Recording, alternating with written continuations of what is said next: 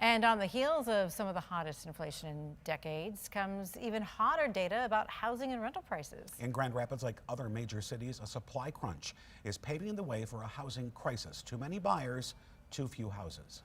13 on your side's Charlie Tinker spoke with a local expert and has a look at some troubling new numbers. Charlie. It's just significantly more competition for homes for sale. And that's not just an inflation issue. That's really pushed prices up. It's a supply problem. Since 2006, we haven't built nearly enough additional housing to support the growth in population. Whenever that happens, prices go up. Ryan Kilpatrick heads up local advocacy org Housing Next. Our mission is really to understand the data for West Michigan. Their new numbers show the buying's happening much faster than the building.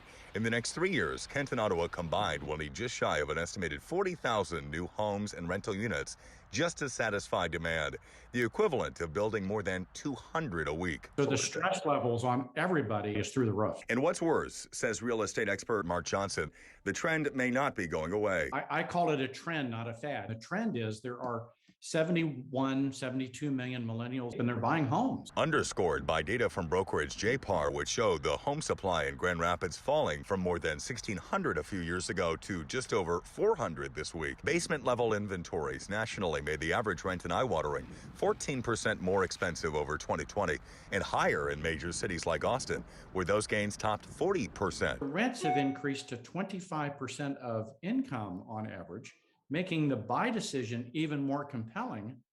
The challenge is not enough houses for sale. If the wash of sticker shock on that last house hunt wasn't enough, consumers now also have to do more with less.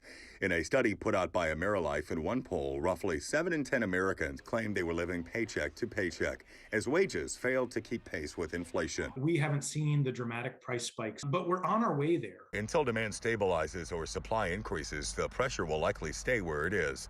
And on the regulatory side, experts say there's no silver bullet here. And we've really got to start taking a regional approach to this and begin to think about how do we work on both housing supply and transportation simultaneously. Definitely no one size fits all solution. In Grand Rapids, Charlie Tinker, 13 on your side.